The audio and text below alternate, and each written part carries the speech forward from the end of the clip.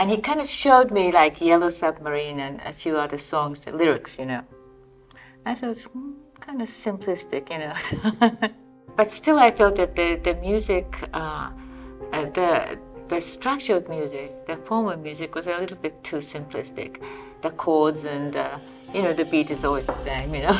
1, 2, 3, 4, 1, 2, 3, 4, you know. So, okay. Yoko Ono's relationship with John Lennon is one of the most scrutinized and controversial in rock history, often casting a dark shadow over the Beatles' dramatic breakup. For decades, many have speculated that her unyielding control over Lennon's life and work led to increased friction among the band members, and Ono has been cited as a catalyst in the group's downfall. This not helped by her ongoing resentment and battles with other ex-Beatles after they had broken up, and many years after Lennon's murder in 1980. However, let's hear her side of the story in her very own words, as she recounts how she met John Lennon at the height of his fame, without much awareness of who the Beatles even were. You were a Beatles fan before, or would you say you were a Lennon fan before? Neither. Neither. But is it really true that you didn't know him and you didn't know the Beatles when you met? Well, I heard about the Beatles as a social phenomenon, like I heard about Elvis Presley, but, you know, we were into jazz or something like that, you know, more jazz and classic, and Elvis Presley, Beatles coming after that was a phenomenon that was kind of in the distance. Yes, I knew the Beatles as a social phenomenon, but I was into, well, I come from Sarah Lawrence, and they were playing jazz, and, you know, it was like that. So pop music, I wasn't really into it. And when I was in Japan, in Tokyo, I saw a tiny article like this in a huge newspaper, like a tiny article. You're saying these mop top boys with the strange haircut are now getting very popular. I said, oh, that's interesting. But I mean, it was in passing. I didn't think anything of it, really. After Yoko Ono met Lennon in 1966, their relationship quickly evolved from a romantic one into a creative partnership. Ono, an avant-garde artist known for her experimental approach to art and music, contrasted sharply with the Beatles' mainstream pop sensibilities. Although you will hear she was enamored by the Beatles' far-reaching popularity, she pushed John Lennon to be more experimental and expand beyond the parameters of the group. Yoko, the Beatles are a very tightly knit entity. I imagine it must have been very difficult at first when, you know, you were confronted with all four of them at the same time and really saw how tight and together they were, especially in a studio. Did it make you feel, you know, kind of alien at all? I just didn't feel that so much in the beginning because, you know, I was just sort of, I didn't meet John as one of the Beatles, you know. I just met John as John, you know. Mm-hmm. And so I got all involved in our relationship. You know. And together, we kind of exchanged musical recipes, you know, the secret recipes that we gained. And it was very strong, that was very powerful. And we were totally interested in that, you know. So it wasn't just sort of like, oh, let's hop into bed kind of relationship. It was, that was just by the way. And there was so much else that we shared. I'm more involved and excited about what we're doing together.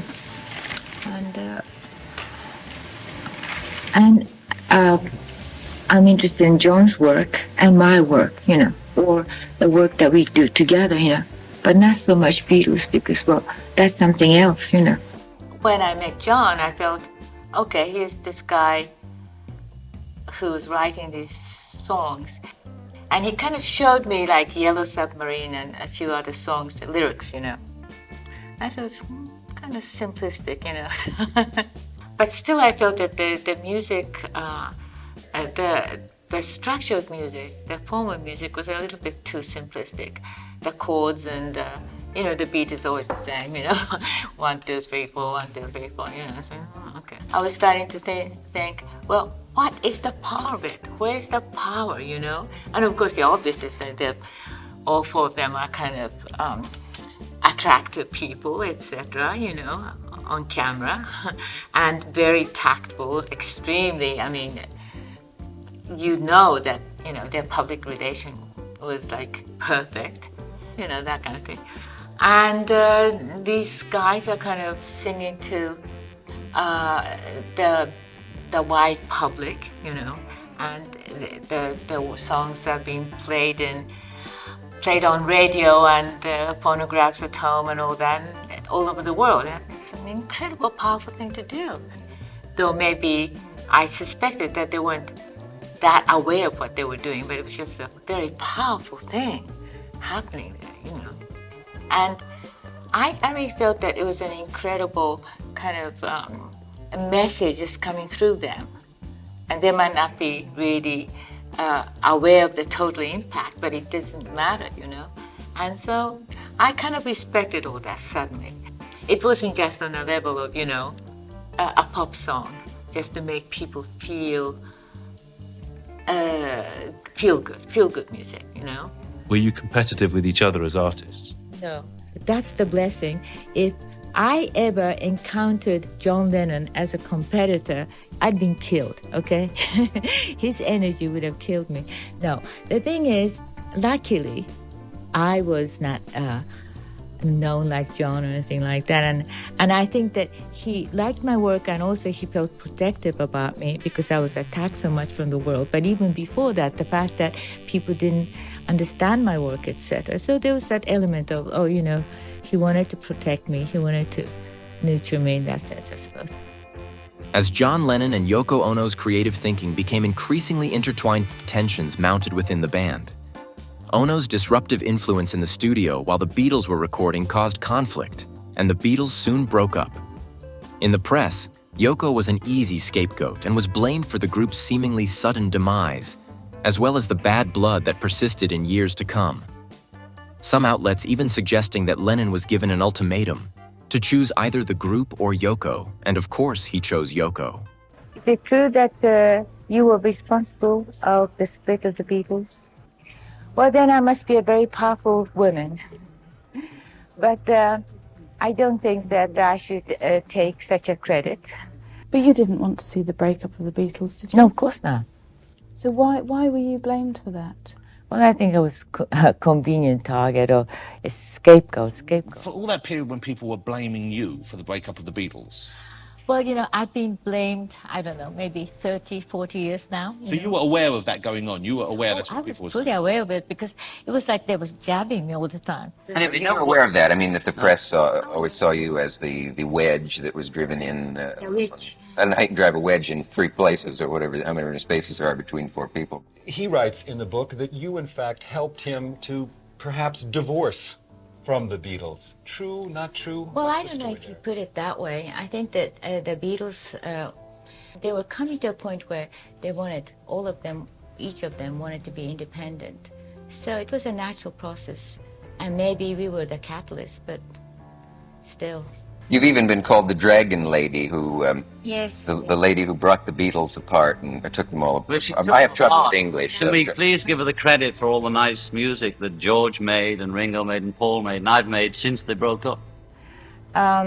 They were very strong friends. And I think they just outgrew the period that they were in. Especially for John, I can say that he's at least sort of outgrown, you know, whatever they were in, you know. Mm-hmm. Because I think it's very difficult for 4 artists who are so brilliant and talented to be together and do everything together, you know. I mean, just impossible almost. So whatever they were doing was almost miraculous, you know, that they were together at all. But there was never any "it's me or the Beatles" sort of feeling. And it was just a gradual coming apart. That's true. It was a healthy growth, I think, growth out of the past. After John Lennon's murder in 1980, Yoko Ono's relationship with the surviving members of the Beatles were marked by a mix of reconciliation, ongoing tension, and gradual estrangement, all of which was stoked by the tabloid press.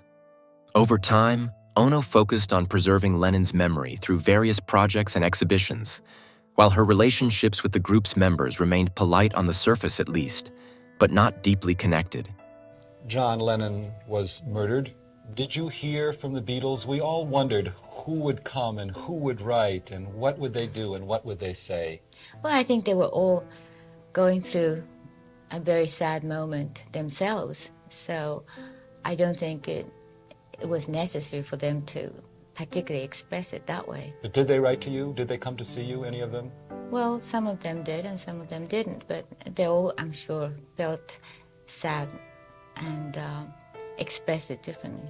In a recently published excerpt from an upcoming book on the Beatles, Paul McCartney is quoted as saying some unflattering things about Lennon, remarking at one point that Lennon could be a maneuvering swine. Characteristically, the press played it up. Just as characteristically, Ono played it down. The press wanted to have some fun. And we all have that experience of being used for that. And I think they wanted some statement from me about it, and it would have been a public slashing, and it's just, I didn't want to do that. So I said, well, I'm sorry, boys. You're not going to get that. You're not going to have the fun, you know? Paul, I can't imagine that he wanted this to happen at this time either. Well, I'm sure he didn't, and I'm sure it's a very strange kind of karma, whatever. You have become very practiced at showing love and turning the other cheek, haven't you? I'm sure that we made a lot of mistakes as well. Well, I know that we made a lot of mistakes. And from those mistakes, if we don't learn that other people can make the same mistakes too, then I'll be very, very foolish. I don't know, sometimes I think if I could change my whole life, I mean, there's so much that I want to change. Well, maybe I shouldn't have got into this whole situation and you know, and then sort of I met John, who was a Beatle, and then there was a lot of problems there, etc., you know, and I went through all these problems, you know, I think, oh, maybe that was not right. Are you still in touch with Paul, George, and Ringo? Well, we own a company together, which is called Apple. And so we have to operate it together. Well, we have to sounds negative. We are operating, and we're doing a very good job at it. So many times we discuss things, and we're doing a good job. I read that you were upset that Paul McCartney, on his new album, he'd switched the credits from Lennon and McCartney, as they've always been, to McCartney and Lennon. And I mean, did you do anything about that? Did you sue him over that, or? No, I mean, suing is not my style, really. I would really prefer not to do that, but I think it was a bit strange, yeah. Do you think that he's trying to rewrite history by doing that? Well, I don't know what he's trying to do, but I mean, you know, he just wanted to do that. Maybe it was a joke, I don't know, but it doesn't change the credits, you know. I mean, the legal credits, just still the same. Did it upset you? I was shocked a bit, but then I thought, well, you know, all of us have some kind of quirk. How do you think John would have taken to that? Or maybe he might have been a little bit more expressive than me. Paul McCartney came out and cleared the air a little bit and said, look, you know, for those people that who was very sweet of him to do that. I'm sure that, you know, she got tons of letters saying, how dare you say that? I mean, you know, because they like the idea of us being in a boxing ring, you know, sort of fighting. Also, it's good to have, people like having someone to demonize, people like having someone to blame, you know, and you were the easy target, I guess. Well, you know, we know each other for such a long time, and she's a very sensitive and intelligent guy, so of course, you know, she understands what was going on, that it wasn't going on. But what are your thoughts? Do you believe Yoko Ono was the reason that the Beatles broke up? Or was she just one of many other factors? And also, what accountability should John Lennon take on in how things unfolded?